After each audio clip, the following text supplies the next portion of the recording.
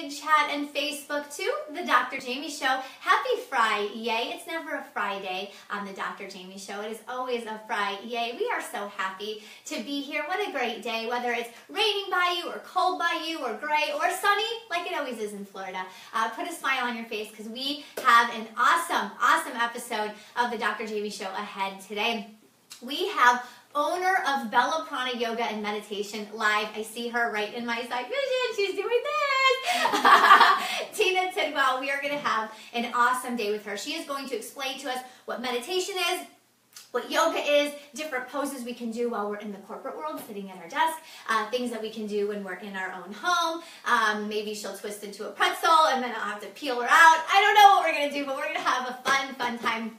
And for those of you that joined early, I'm going to tell you about a super gross story that I encountered in hot yoga, and even Tina's going to be like, ah! But hopefully you'll learn from me and you'll never do what I did. Okay, so we have a bunch of admin to go down today. So let's talk about who's going to be on the show. So next week we're having Crail Funch on the show. She is a life stylist and event planner. And then we have on Cinco de Mayo, 5-5, we have Jennifer O'Brien, a feng shui specialist, I guess would be the great word. She is going to tell us about the different positions of things in our home. And she even has helped architects build homes and what rooms should be on what side of the house, and I don't understand it all. I know that much about that side of the field, and she's going to tell us so much about it. I was talking with Tina, and Tina told me something about possibly doors aligning have something to do with it. I don't know, but we're going to learn together on Cinco de Mayo. On 5/12, we have Akesh Patel on the show. He is the owner of Elevate, and we are going to learn why it is so important to be immersed in your community, the importance of networking. I'm sure you've heard, and if you haven't, your network equals your net worth. So something to ponder this week. And then on the 9th, we have the Power Team. Okay, so getting it right, Katie Krimitsos. There you go, Katie Krimitsos. I got it right. I practiced that all week. And then we're having Lauren Davenport on the show. We are going to be a power team, and we are going to do the View style, and we are going to chat about all things marriage and success and business and fun and barriers and all of our hiccups, and we are going to have an awesome fun show, I hope for sure, and that's on the 19th. Okay, so some things that I want to give you a little insight to, and I want you to cross your fingers with me. Cross your fingers. I think we're going to learn Om today. Om. So we are possibly going together, yes, all of us, Facebook and Vid Chat, maybe, okay, to NASA, to the Kennedy Space Center, and we are going to have live on the Dr. Jaime Show, John McBride, an astronaut. So we are super close. I am 98% sure. I can't really release the info. Kennedy Space Center may be calling me, yelling at me right now. I don't know. My phone's face down.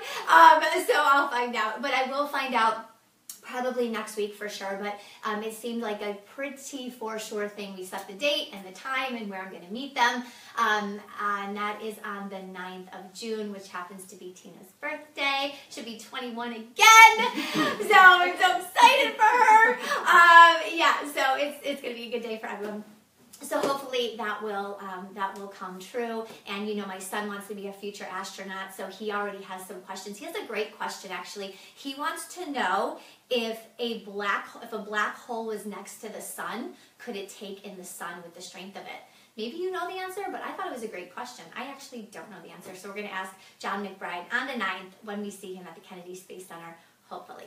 All right, moving on. So a couple things we talked about. All the viewers joining, if you could do me a huge favor right now, go to YouTube, type in my name, Jaime Kulaga, Jaime Kulaga, and just click that subscribe button. It means so much to me. It truly helps me continue these shows on, upgrade the set, so now my guests aren't sitting in kitchen chairs anymore. You have to go back to the first show.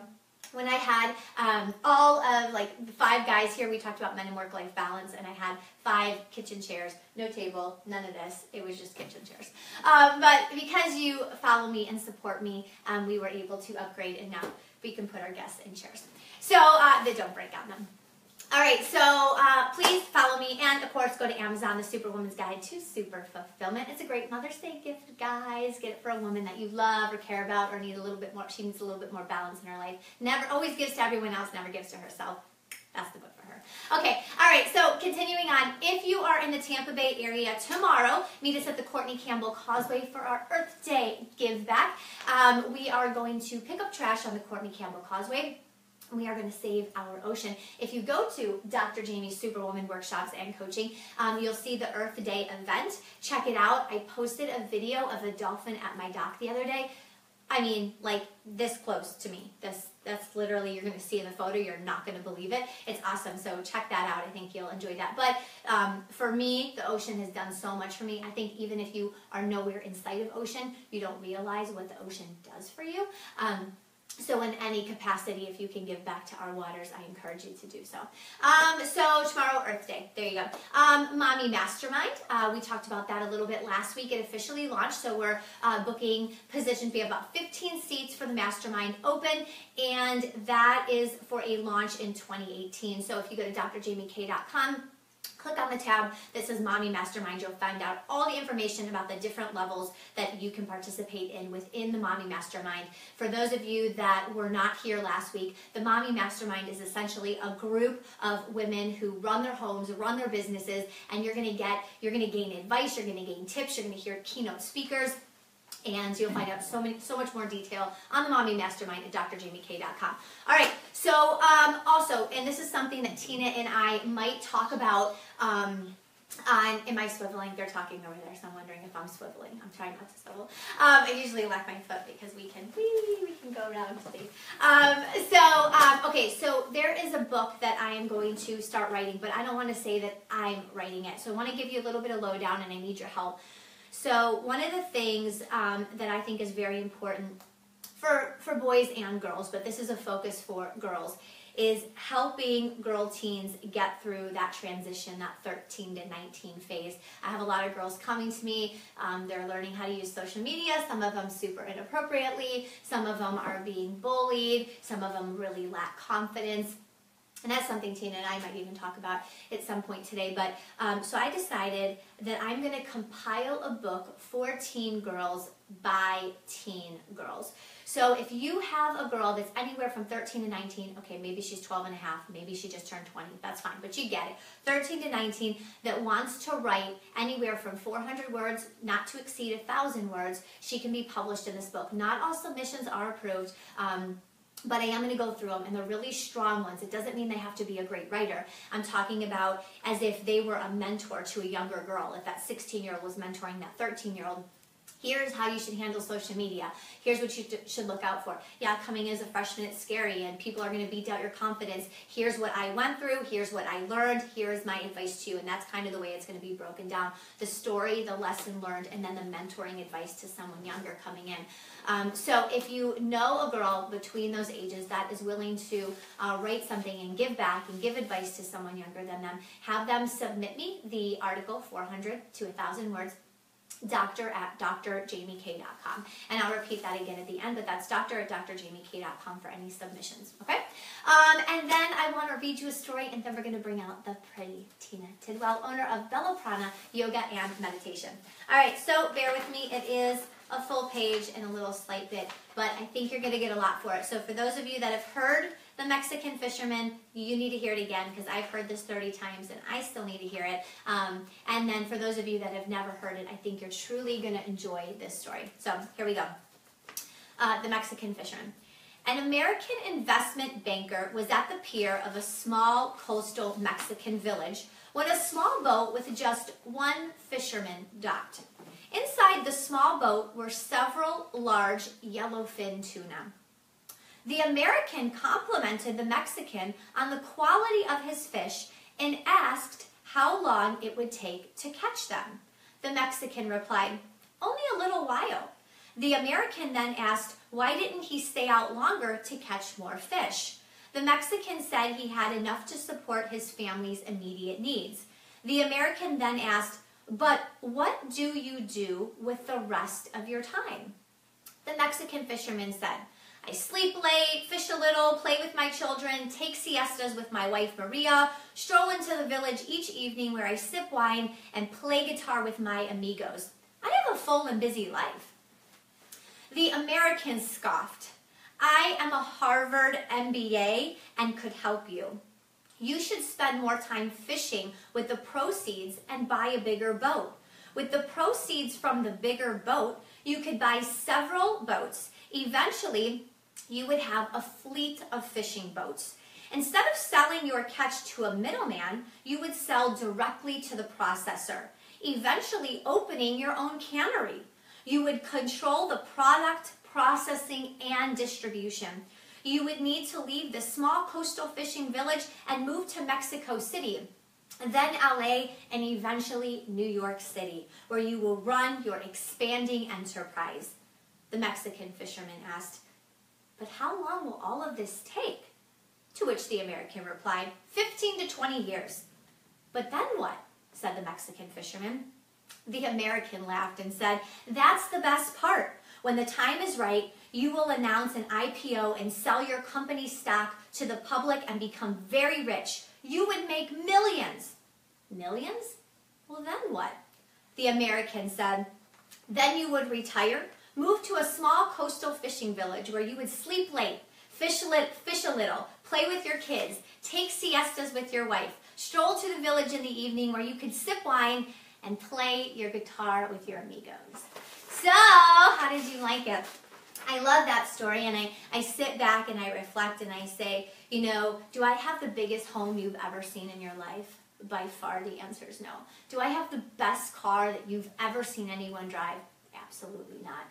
I do have the best family. But I will say that sometimes I find myself chasing and chasing. I need bigger, I need more, I need extra. And on days where I'm kind of dying down on work, which is something that I preach about, work-life balance, and I do this and I say it in my book, don't do it, okay? And so I got to tell myself again and again. And I'll be sitting there and I'm like, oh my God, I should be busy. I should create another project. I should start something. No, Jamie, you have 26 minutes of downtime. You don't need to start a project. Go on your dock and go sit there for a minute. Go for a 20-minute walk. That's part of life. And then I say to myself, technically, I have everything that I want. And then if I upgraded everything, then I would get to the point where I want to upgrade again and upgrade again and upgrade again. And so I'm always chasing this and I'm never living in the present, but I have everything that I want. I have a great family. I have a car that I like. I have a home that I like. I have friends that I love. What more do I need? So I kind of feel like I'm in that Mexican village and I get to sip wine and play guitar and take siestas. So not that I don't need goals and that I need to just halt and be okay now, but I don't have to get discouraged when I have downtime. Instead, I should enjoy my downtime and enjoy nature because I've worked for this downtime. That's what we're all working for, is right? More time and more relaxation. And so I shared my story. I want you to think about it. I want you to think about what you're chasing and what you're working for. And while I want you to have goals, do you have what you want? Can you be content and be okay with what you have and not just stressing your life out? And we're going to talk with Tina about a quote up here that I think kind of backs up what I'm trying to say here. So that being said, you have to wait no longer for Downward Dog. I have owner of Bella Prana Yoga and Meditation right here. Tina, come on out. Yay, thank you. Thank you. Thank you so much for having me. Yeah, welcome. All right, so we're going to have a good day today, huh? Yeah, okay, I'm excited. Good. Yeah, I didn't know if she was going to walk out like a pretzel or she just walked out. You never know. You never know. Okay, so there are two things that we do before we start the show. Okay. The first one is you have to tell us something unique and interesting about you that no one knows or very few people know about you. Okay. So can you tell the viewers something? Yeah, so one thing, if I weren't doing yoga, meditation, and dancing, I would be a wedding planner. Ooh, nice! I love planning weddings. I have a guilty, I guess, secret or pleasure. When I was 15, I had a Brides magazine subscription. So since then, I've had bridal magazine subscriptions. I want to know what guy out there has had a subscription since he was 15 to bridal magazine. So it's mostly, planning weddings and parties for loved ones, and so that's what I do in my free time. Nice, excellent. Okay, very good. So we got a little behind the scenes. means. Okay, so then we also turn to a quote on the board. Yes. I'm going to read you the quote. I'm going to read the viewers the quote, and then you can agree or disagree with it. You can absolutely disagree with it. You just have to tell us why you agree or disagree. Okay, so here is the quote. Generally, we waste our lives distracted from our true selves in endless activity. Meditation is the way to bring us back to ourselves, where we can really experience and taste our full being. Do you agree or disagree? I agree 120%. Okay, why? We will talk about this a little bit more in depth later, but Harvard research has shown that our mind wanders and is distracted 50% of the time. I believe that. So 50% of our lives we're missing, essentially. We're lost in thought, we're lost in distractions, worries, whatever it might be, not living in the actual moment. Yeah. And so meditation does, that's exactly what, you know, the quote says, and what it does in our lives and in our minds is creates that focus and allows us to be present for what's happening. I love that. I love that, and I believe that. Except my husband back in the... Honey, when I talk to you, are you fully present 100% of the time? Prove Harvard wrong. Full. He says full. Yeah. You see, Harvard, you're wrong. You're wrong. When I talk, he's 100% present. Always, yep. But I can imagine that 50% of the time we're kind of preoccupied with our mind somewhere else. Yeah. I don't know if you've ever experienced this before, but for me, like, I'll be driving home thinking about something, and then I'm like, was that light green? Did I just get there? Or I get all the way home, and I'm like, how did I get home? Yeah. Like, my mind is on autopilot. I'm thinking about so much. And, of course, I'm being a safe driver. I'm not texting or anything, but my mind is literally somewhere else in my... Absolutely. Or you may be, you know, sitting in meditation or trying to work, and all of a sudden you're having coffee in New York City with a friend 10 years ago in your brain. And, and those emotions and those energies are still there, so it can feel very real, but you're not actually where you are. Yeah, that's excellent. Oh, I can't wait to hear more about this. Okay, all right, so we're going to go ahead and jump right in. I would like the viewers to know who they're getting their information from. So if you can tell them a little bit about who you are personally and professionally. Absolutely. So professionally, I am one of the owners of Prana Yoga and Meditation in South Tampa. We're located right on Platt Street, a little bit north of Hyde Park Village.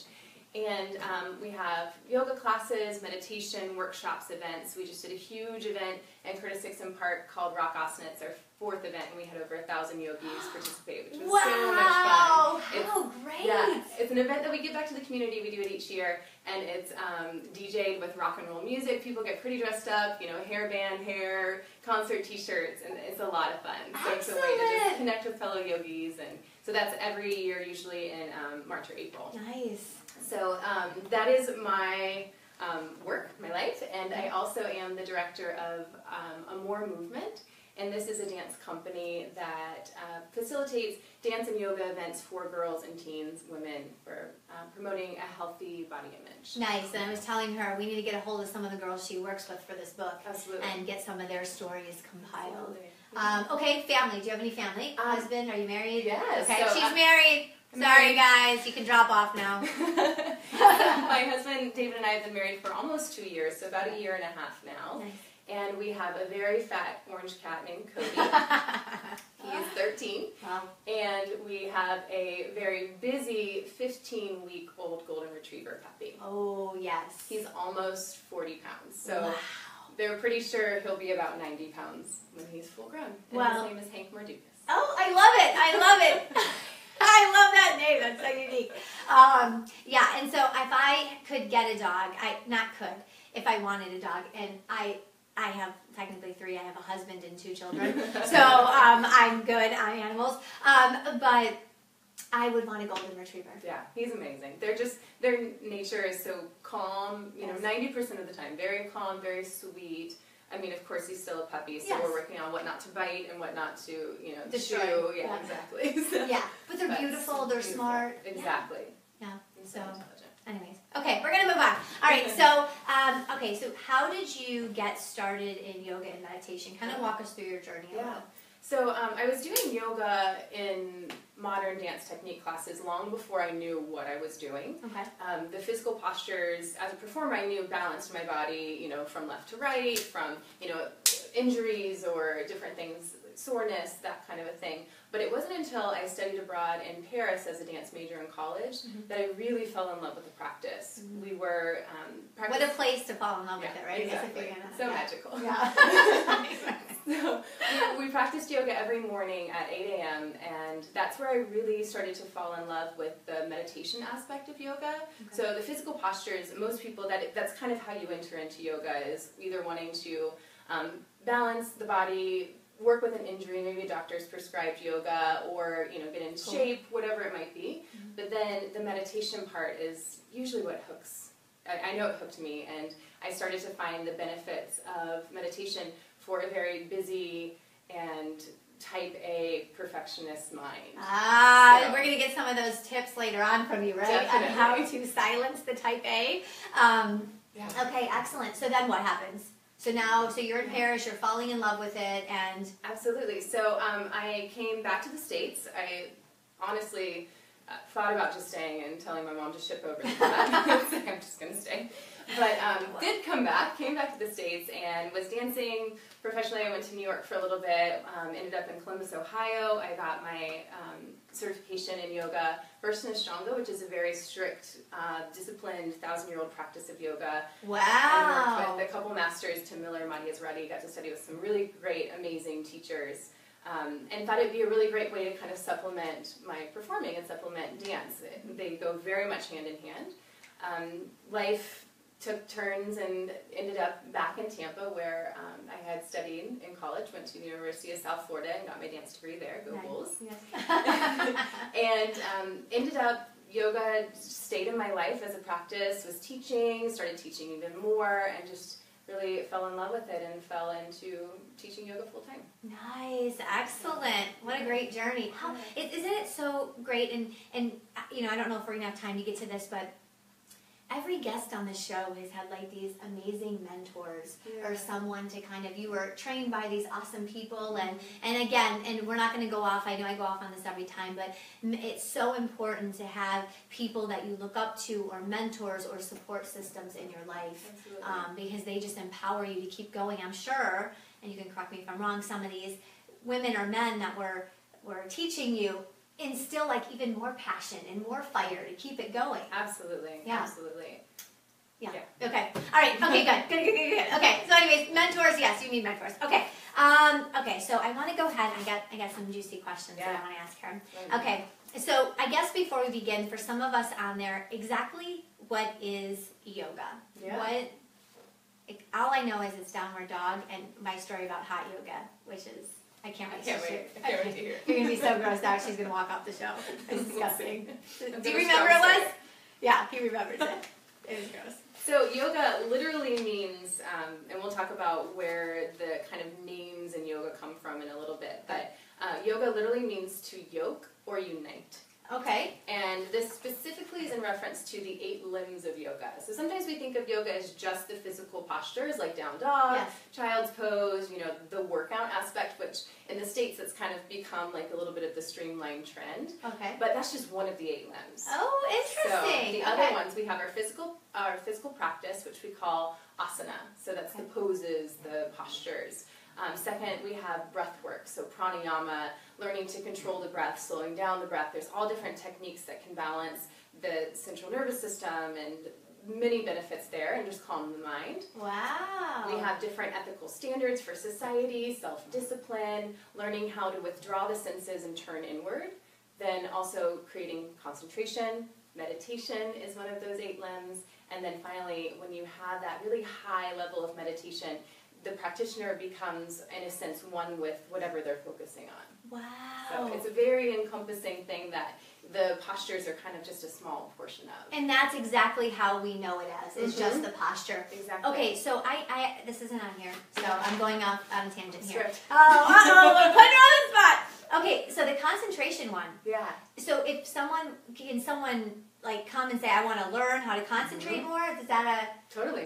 I think in a society of where every person diagnoses themselves with ADHD or ADD, they need that way more than downward dog. We need the concentration limb. Totally, and concentration is usually taught as like the primary level of meditation. So learning, because I mean the mind is all over the place all the time, so concentration is usually something we have to learn and focus on because we're all over the different place. Tangents. Yeah, and it would make sense. Does that? And I don't know, but does that come before the meditation part, the ability to concentrate, or are they all intertwined? Kind of intertwined. So it's like the first step. So learning the concentration. There's literally concentration meditation techniques. Wow. That you can begin to learn. Excellent. If we have time, maybe you can share one or two of those with us. Absolutely. And then you talked about the limbs. There was something I was going to ask you about this.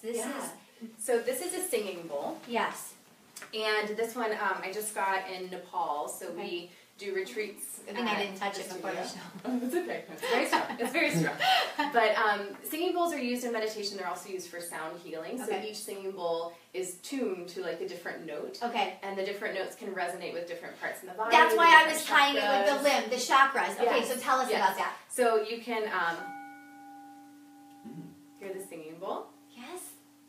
And it's beautiful. You can even kind of feel it in different places of the body. The sound of it can resonate, and some of them are more geared towards like the heart chakra, so you can feel it in the heart, or feel a little bit more in the gut, so intuition, all of that space. So these can be used in meditation to calmly bring someone out of meditation instead of saying, wake up, we're done.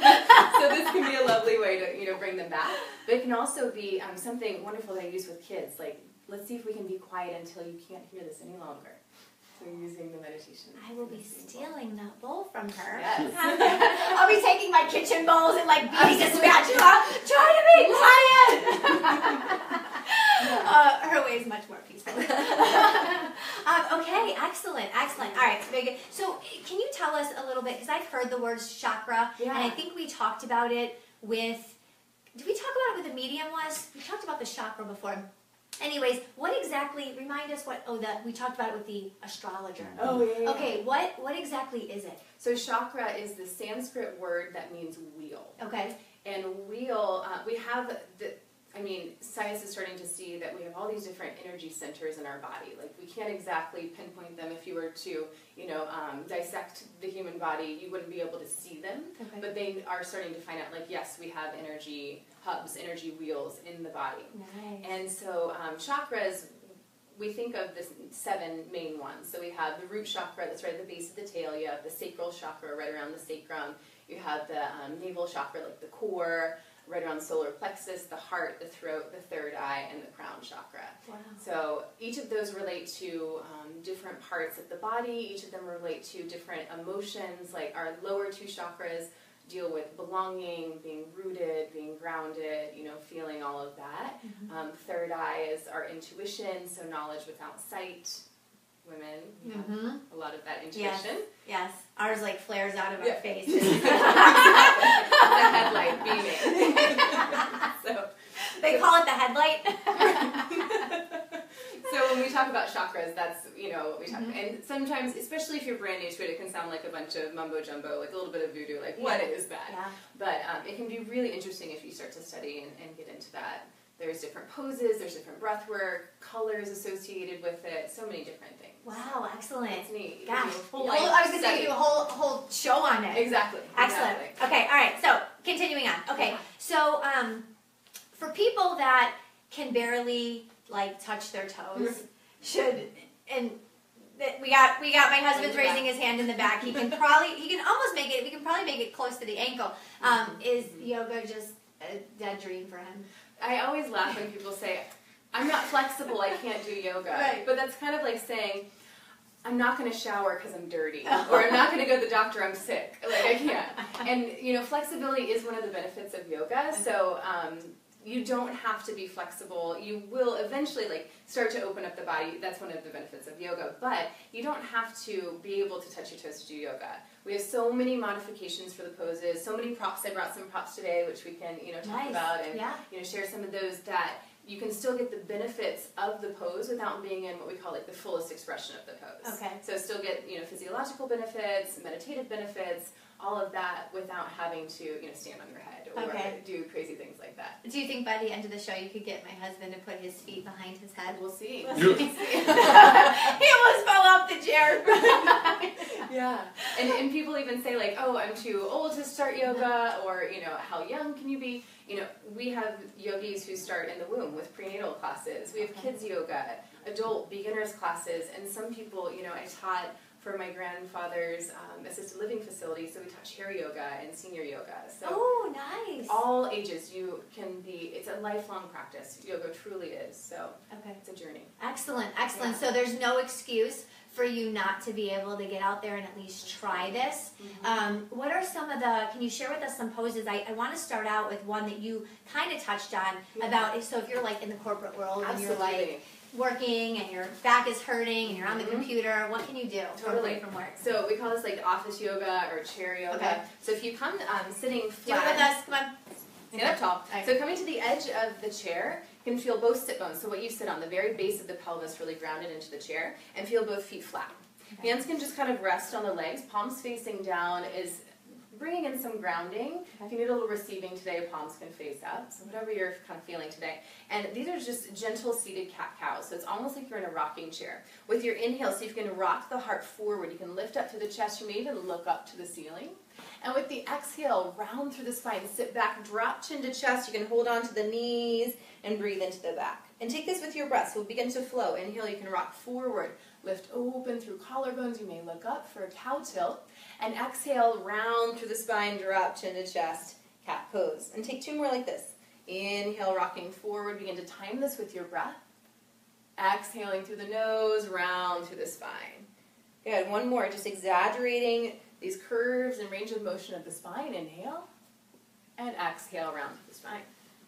Good. Finding a long, tall spine. You can grow tall. Hands can rest right here, or we'll take a little twist. So with your inhale, you can sweep the arms out and up. You may look up.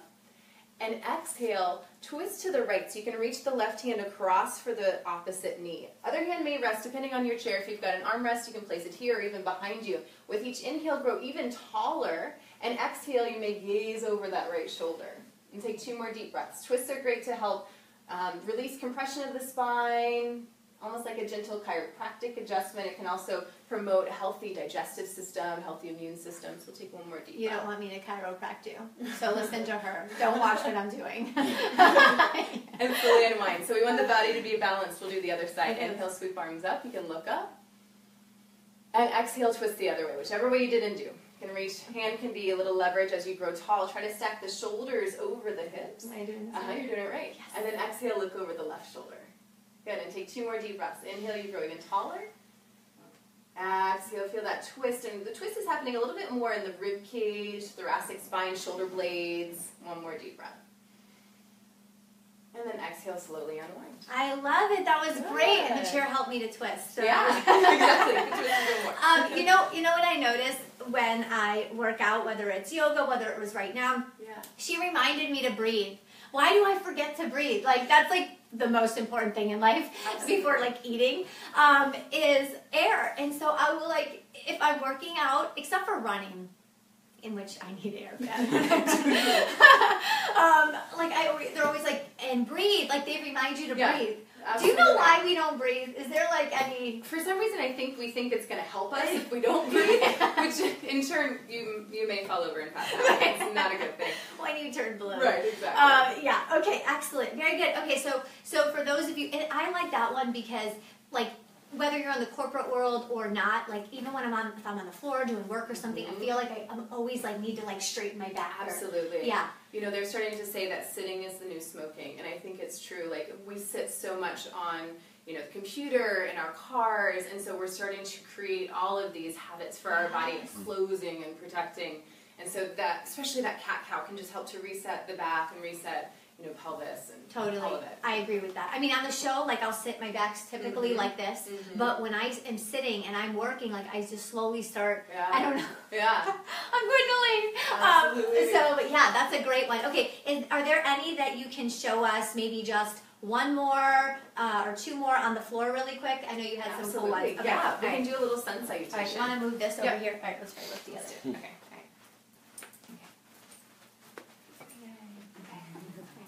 Okay, so just a gentle sun salutation. So can you see us okay? Mm-hmm. Okay, can you see us on any of the, you know, a vid chat has cut our heads off. Can you just lower that one? If you want to see our, they like only see our mid body. Okay, that's probably all they care about. Because I guess you get the angle, right?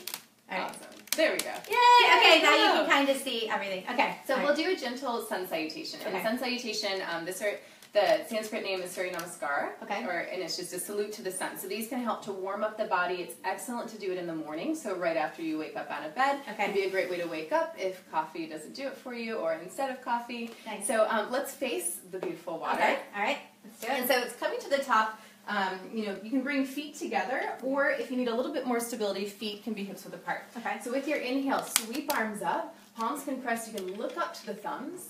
And with the exhale, forward fold, bend the knees as much as you need to on the way down. Good, alternatively. With your inhale, fingers can come to the shins, long flat spine, you can gaze forward. Nice. Bend the knees as much as you need to. So again, we're talking about those hamstrings might be tight. And then with your exhale, plant the hands and step the left foot back into a runner's lunge. Mm-hmm. Then stay, yeah, there you go. Watch out for the down. Can you see us? Awesome. Okay, so we're doing this for you. I hope you're doing that. From here, plant the hands and step back to downward facing dog. Good. So we'll come over and talk about a little things about down dog. So if you want to stay in your down dog. So hands can be shoulder width apart, so they might be a little bit wider even. Okay. Mm-hmm. And then let the head relax. So bend knees as much as possible. Okay. We're going to feel the pelvis or the sit bones reach up and back. Awesome. Beautiful. I should have to do this. Good. Did I do it? Yeah. Yes. Downward facing dog. Yes. You got it. I told you would get downward. And now Wes got the cameras, and now we're going to probably come sit back down. No, is there any others you could show us? Absolutely. Okay. Let's try tree pose. Okay. So tree pose is an excellent balancing pose that can create balance in the body. It's also great, you know, as we age, we start to lose our balance. The risk of fall happens. So this helps to create that strength and the balance. Okay. But it also creates focus in the mind. Okay. So let's start with our left foot as the standing leg. So you can bring hands to the hips and rock up onto the ball of the right foot. Okay. So the first version, you may just step right foot on top of the left, and this might be a balance here. You're already starting to change the shift of weight. Or you can start to bring the right foot to the inside of the shin or the calf, whatever works there. Good, and you may stay right here. Nice, Wes. And then just either avoiding the knee, so you can stay below the knee, or you might bring the foot above the knee. So you can bring the foot to the inside of the thigh. Now show her what you got. Good. Hands can stay on hips. You can bring hands to heart center, exactly. Or you may start to grow branches, reaching arms up. I need lots of branches. Yay! Good. Yay! Awesome. And then you can start to come back down, and let's just switch so we can do the opposite side as well. So same choices. You may bring one foot on top of the other. You may bring the foot to the inside of the calf, or avoid the knee, and you can even use the hand to help bring the foot to the inside of the thigh. And wherever you are, good. Press foot into the thigh. I wish the camera would turn to us right now. I love it. I know. We need a view of the backstage. You need to reach arms up. Beautiful. I can do it with the left. What does this mean? Nice. I am left-handed, so I don't know if that means. Perhaps. Well, left is kind of energetically our feminine side. Oh. So, and you can let it go. Yay! Beautiful. Nice. Hey, I love it. Thank you. Awesome. Now that you adjusted the camera, you need to bring back. All right, let's bring the table back. Awesome. Good thing. All right, but our blood is flowing. Yeah. Really good. Oh, I love them. And they're just easy poses that you can take your time with and kind of center. Totally. I love it. And it can be something you just do, you know, at home or in the morning, especially our sun salutations. Just really great way to wake up the body. Okay, so now we know anyone can do yoga, whether you're in the tummy or you're 90 years old, there is a type of yoga for you, which brings me to think there are different types of yoga. Absolutely. It has to be true. Because hot yoga is one of them. Yeah, that's true. Okay, so what kinds of, are there any other yogas besides yoga and hot yoga? Mm-hmm. Okay. Yeah, so there's so many different styles of yoga, traditions of yoga. I spoke a little bit about Ashtanga, which is what my foundation is in. Okay. And Ashtanga is a set series. It's a very powerful practice. Okay. And it derived from the city of Mysore, India, where you learn from gurus and they teach you the specific poses. Very powerful. A lot of our power poses, like power yoga poses, come from this practice. Very rigorous, strong practice. Then we have gentle. So very gentle movement, you know, easy things. Any age, any injury, any body can do this practice. The one I need. We have restorative, so where the body is propped up on different props, bolsters, blankets, pillows, to where you're completely supported and the body can restore at a very cellular level. It's a very deep, still, meditative practice. Is that what the blocks are for? They can be used, absolutely. Okay. Yeah, totally. We have beginner's yoga, which is a great way to get into yoga if you aren't sure. Everybody's in the same boat. We break things down. There's kids yoga, which is a lot of fun. Kids actually learn, mindfulness and yoga. Iyengar is a very alignment-based practice. We have the power, which is a little more of the strength building, kind of the intensity, almost like that workout yoga. We might get her to do one of these power crazy moves before we go. Absolutely. Yeah, and then there's vinyasa flow, where you're flowing from one movement to the next with the breath, kind of what we were doing with our inhale up, exhale twist, that kind of a thing. And then Yin Yoga is a style where you hold poses for anywhere from 3 to 5 minutes, 5 to 20 minutes. And it's a pose, or it's a practice where you get so deep past the muscular stretch because you're staying in a posture for so long that gravity and time of the pose take over, and eventually you get into the fascia, the connective tissue, and deeper into the joints. Wow. Yeah, and then we have our hot yoga, Bikram, hot 26, all of those. Well, I went on your website and I saw, is there like an hour and a half or a 2-hour class that you hold? So we have, most classes are 75 to 90 minutes. That's How do you do average. it? For those of you out there, like my 14-minute run is like, oh my gosh, I'm overdoing There's it. moments of rest though. So like, eventually down dog becomes a resting pose. Child's pose becomes a resting pose. You usually have meditation at the beginning and at the end. So it's not full, activity the entire time. So there are, breaks, there's times to check back in and have that meditation as well. Oh, good. Yeah. Good. Because I'm like picturing standing on my head like a pretzel. For 90 minutes. 89 and a half to go. So I guess now's the time to share my story. Yes, I want to hear it. So a bucket lister of mine, just to try it, was hot yoga. So back in the day, I thought I would get these like Groupons. I don't even know if Groupon, is Groupon still around? Is it? Yeah? Yeah? Okay. So I got a Groupon for hot yoga. And so I'm going to try it. So I go, and of course I'm like, I need to find, like, you walk into the room and it's like 90 degrees. And I'm not kidding. 406. Okay, it got to 104. I mean, all of the bodies like raised the heat. So I'm like, okay. So I found the spot. So first I'm like, front row, this is my bucket list. And so I go in on front row. And I'm like, wow, it's like the instructor's not even here and sweating. So I kind of just like inched a little bit back. So now I'm like in the middle of the room. And then we're starting our poses and I'm sweating more, and I'm like, wow, we still have 59 minutes up to 60. So I inched back a little bit more. So now I'm trying to find my way to, there's 2 doors in the back, because I know there's air coming out of the bottom of the door. So I inched back okay, so now I'm like doing these poses. So I'm probably 3/4 of the way done. Right. I'm in downward dog, and it became a resting state. It was no longer like, I'm like, oh, thank God for downward dog. Yes. And my sweat, it's so gross, guys. My sweat is dripping, and I have my rag, and like I brought like a towel, thank God. So I grab the towel, I wipe my face completely, like soaking wet all over. When I realized I had a little boy at this point, he was still little, and I realized I took the towel he must have peed on. So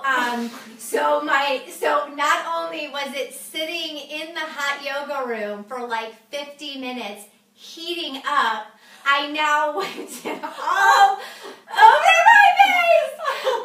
And I was like, what do you do? What do you do? You run out the back because you're right by the door, you splash your face with water, and you're like, nothing I can do. Except him like I got it. So that is my gross, disgusting story. Oh my gosh. Yeah. So somehow he peed all over this like rag that I had. I don't know if it dried because I just took it and reactivated with the heat and the water of my sweat. Oh. It was pretty gross. Oh. So that's a good one. That's a good one. Yeah. So when people are in downward dog and hot yoga, you can tell them, well, it's not that bad. It could be worse if I gave you pee rags. Right, pee rags. So anyways, Yeah, so it's pretty That's gross. funny. Yeah. That's funny. There's my story. My gosh. Okay, we got to continue on because we only have 15 minutes left and we've got like 6 pages of questions Yes. here. Okay, all right, so let's see. I'm going to skip some. Okay, I do want to talk about, well, we talked about some of the names, but let's skip over to meditation for a minute. If we can come back to yoga, we will. What is meditation? So meditation, specifically mindfulness meditation, is learning the process of accepting and letting go. Okay. And something we all can work on. Exactly. I think that's kind of one of the foundations of life, which would make everything a lot easier, more manageable, if we can learn to accept and let go. And many meditation traditions teach, as we spoke about earlier, focus or concentration as the primary practice. Okay. So learning to, kind of focus the mind onto what we want to think about or what we want to focus on. Okay.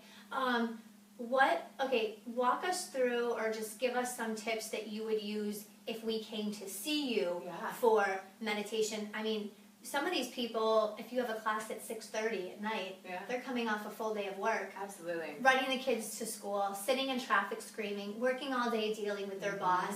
Things happen at work. They haven't eaten all day. Now they're in traffic to get to see you. And now you're like, shut up your minds and be quiet. Yeah. How? And just like a child or a puppy that, wants your attention, and if you keep ignoring it or trying to push it away, it's going to get worse, right? Like the golden retriever. Exactly. Like Hank. Hank's just coming at you. You're like, Hank, go, over there. But instead, it's about acknowledging, like, where the mind is. In yoga, we lovingly call it the monkey mind.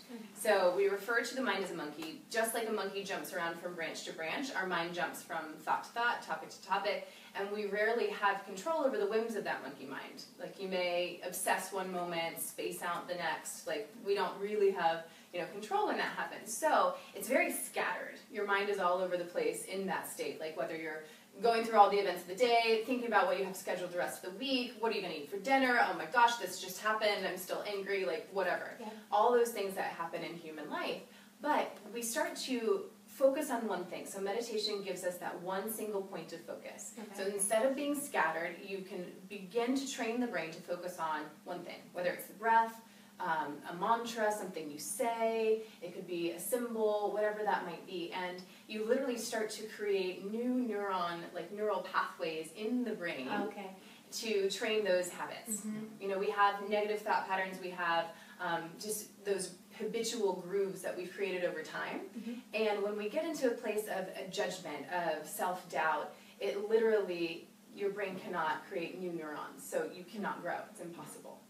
So meditation helps to, through positivity, through compassion, through just kindly and curiously looking at ourselves and looking at our patterns, you flood the brain with dopamine, which is what activates those learning centers of the brain, in which we can then start to focus and start to be more present. I love it. That's so important. And, I find so often, and I find this a lot in women, but men do it as well too, but ruminating.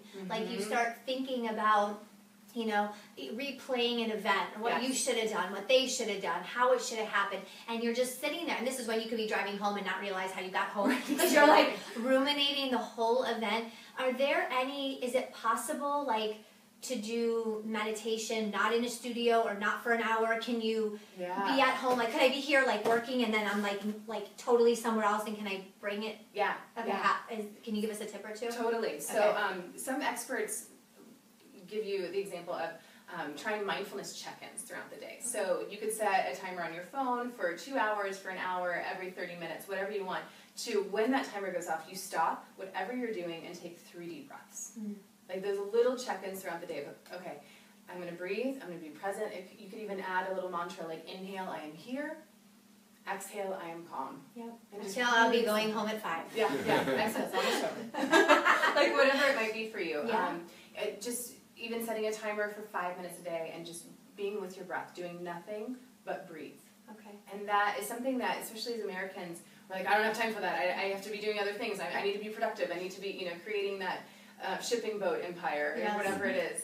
But breath can be so important. It's that vehicle between the mind and body. Like, it's something that's constantly happening. We don't have to think about it, but then it can be that anchor to the present moment. You can focus the mind on the breath. Yes, I absolutely believe that. And just stopping, I love the check-in thing. I think that might be something that I include into my routine, is just stopping for a minute and just taking a deep breath. And we do need a reminder. You won't remember because you're going to be so busy with your day. I'll do it later. I'll do it later. Put it on your phone, get that reminder, and take 3 deep breaths. I mean, it centers you, especially for like me. I get like what feels like a weight right here, sitting right here. And taking those breaths helps like bring it back. So I do see the power. Totally. Absolutely. So maybe put that as a goal for yourself next week. 2 days next week between Monday and Friday. Actually, Monday and Thursday, because Friday you're so happy you're on the Dr. Jaime show. So forget Fridays. But between Monday and Thursday, find 2 days where you can do a check-in and do a deep breath 3 times. I love that. Yeah, it's beautiful. Because, I mean, it would be wonderful if we could devote an entire hour a day of just breath work, of meditating, being still. But some of our lives, don't allow for that, whether it's the time or, other people need our energies and all of that. So it can be a great thing to space it out throughout the day, and it gets just the same benefits. That's good for, being in the car too, I think. Maybe don't close your eyes and deep breathe. But eyes open. Tip. But I think that would help with like road rage. Yeah, absolutely. Right. You can practice accepting and letting go. That's a wonderful place to practice in traffic. Yes. Another one. I can see people now like driving home next week on like a busy road. Tina says, let go. Right? Because it's just our perspective, like how you feel about it, that's completely what changes it. Yeah. So, what were you going to say? You were going to add something. So Anapanasati is a very crazy long word. It's a focus meditation. And it involves the breath, but it involves counting the breath. Okay. So you can do this. I would set maybe a timer for about 10 minutes, 5 to start with. But it just involves counting the breath. So thinking of one cycle of breath being both an inhale and an exhale. Okay. And trying to get from 1 to 10. So counting 10 rounds of breath. Okay. The key is if you notice your mind is thinking. Oh, no. If you notice your mind has wandered off, if you're not focused on the breath. Do you have to go back? I have to start back at 1. Yeah. This is good before bed. This is great, yeah. So some days you may get to 10. That's great. Start again at 1. Some days you may get to 2. And not even get past that, and so you just start again. That doesn't even matter. That's great. You're aware that the mind is wandering. You bring it back to 1. Okay. So just trying that. Most of the time, our mind wanders between the exhale and an inhale because we're thinking of the next thing. Yes. So it could sound something like exhale, inhale, count 1. Exhale, inhale 2, and then going forth, seeing if you can get to 10. If you don't, start again at 1. Wow. This is an awesome one. It's a great focus meditation, a good concentration meditation. That is a great concentration. You can do it in the car. My goal, our goal together is going to be to get to 3. Yes. We need to get to 3, and then we'll work on. Yeah. Hopefully by December of 2017, we can almost make it to 10. Right, team? We'll work on that. Yeah, that's a good goal. That's excellent. Okay, any other tips before we move on, or are those kind of the powerful ones that I'll teach a breath technique that I really love. So alternate nostril breath, or the Sanskrit word is Nadi Shodhana, and it's just helping to balance the channel. So quite literally, it balances left and right side of the brain. It also gives your mind a task, so something to focus on, because, our mind is thinking that we don't have time to, breathe. The monkey is jumping around saying, no, I have to go, to the office, or I have to do, whatever it is. So this is an easy one that you can do, especially before, if you're going to a stressful situation, if you're giving a presentation at work. Oh, this is great. Something going stressful with an event of family, whatever it might be. So we will close the right side of the nose with your right thumb. So it's going to look opposite, viewers. So do your right thumb. So inhale through the left open side. Okay. And then close with your right ring or pinky finger and exhale right. Inhale through this right open side. Close with the thumb and exhale left. Good. Inhale through the open side. Close and switch to exhale. Inhale here. Close and switch to exhale. Inhale. Switch to exhale. Okay, let's take 2 more rounds. Inhale. Switch to exhale. Inhale.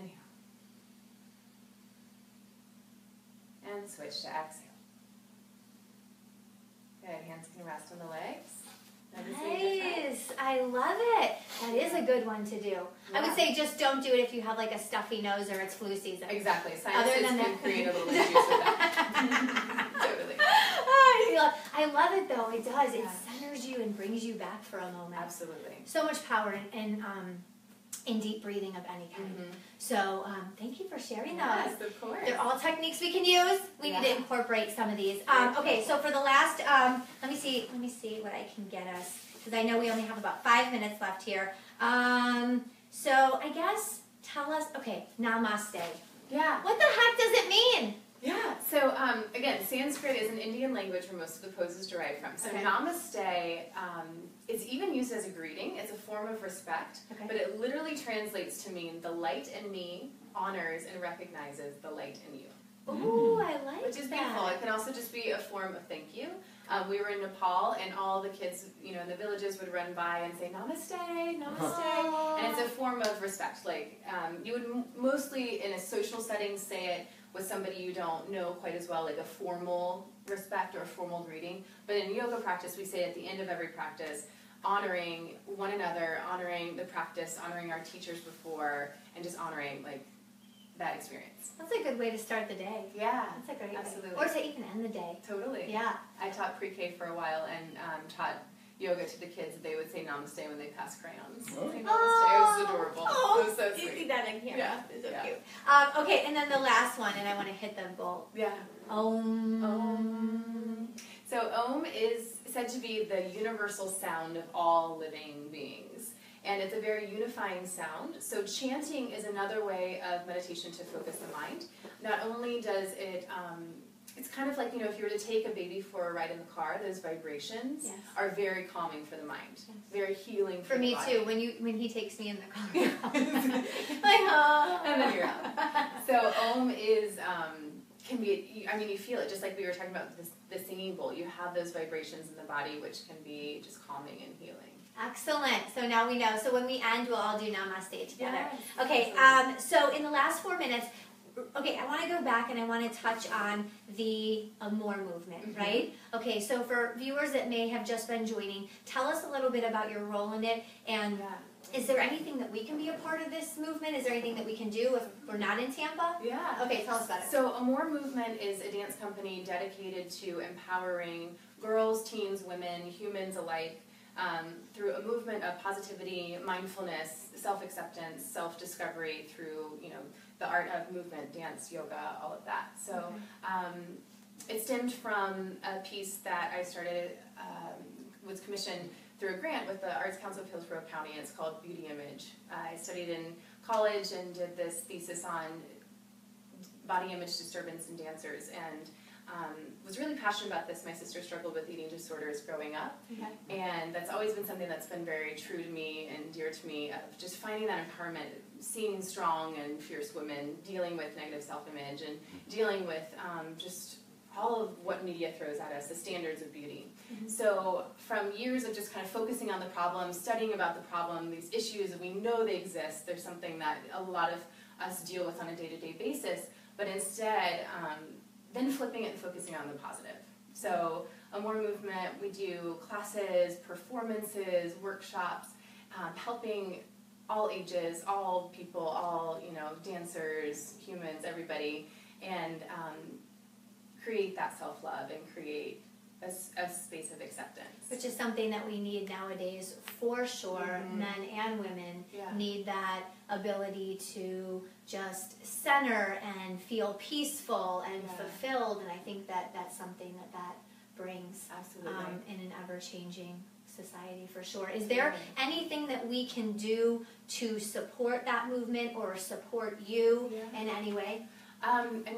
If you go to amourmovement.org, I'll post upcoming events and things. We just had a performance in this past March, so the beginning of March, and combined with different dance companies, and again, just opening the conversation, having that conversation about body image, about acceptance, and talking about it, because it can be a very taboo subject. It is a taboo subject, and I think with all the pressures, especially with social media nowadays, that really gives us that negative feeling. There was something I saw probably on social media of like a research study where, I don't know if it was like one of the makeup companies or something, put a mirror up with a camera behind it and would see women walk by the mirror. Yeah. And every woman that walked by would be like, ooh. Or like, ooh, like looking at themselves in the mirror. And I'm guilty of it. Totally, I'm at fault here. When I walk by a mirror and I'm like, ugh. Or like, ugh. Or like trying to fix and trying to be like, how can I look a little bit better? Like you never, it's very rare for a woman, at least for me sometimes, to walk in front of the mirror and be like, oh my God, you look absolutely perfect, and just keep walking. Yeah. Like we critique ourselves so much. We do. And we compare, and I think that can be very harmful, especially for this younger generation. Absolutely. They're not just watching TV anymore. They're getting it from friends. I mean, not just friends, but like social media is like slamming it in their face. Absolutely. And I think that's something that's so, like what you just said, for all of us to remember as, mothers, as sisters, as friends, as daughters, of being aware of what we say about ourselves. Because there are little ones listening. Like being aware if we're... That's a great point. If we're, picking ourselves apart or focusing on one thing we don't like. Like instead, let's focus on what we love. Focus on the function of the body, that our bodies are strong and made to dance and sing and learn an instrument and do yoga and study and all of that, like going inside. Yoga is something that teaches us to be with whatever's happening, like whatever thoughts are happening in the mind, whatever deep emotions, whatever is happening, like not fixing, but just be with. Give space for it. Yeah, I love that. Excellent. That's a great note to leave on today. So if you could leave actually, hold on. We can find you at bellaprana.com. Yes. Is there anywhere we can follow you or friend you, like you? How does it work? So Amour Movement on Facebook as well. Great. So Amour, like the French word for love. Okay. AMOUR. Okay. And amourmovement.org as well. Okay. And excellent. As well as Facebook. Yay. Okay. Yeah. And if you could leave the viewers with one word of advice before you leave today, what would it be? Yeah. I would say stop, breathe, and be positive. Stop, breathe, and be positive. Breathing is on your to-do list this week. And next week we are having Crail Funch on the show. She is a life stylist and event planner. We have a future wedding planner sitting right here. She's a wedding planner inside. Tina, thank you for joining us. Thank you so much. This was so much fun. I will see all of you in 1 week from today. Namaste. Namaste.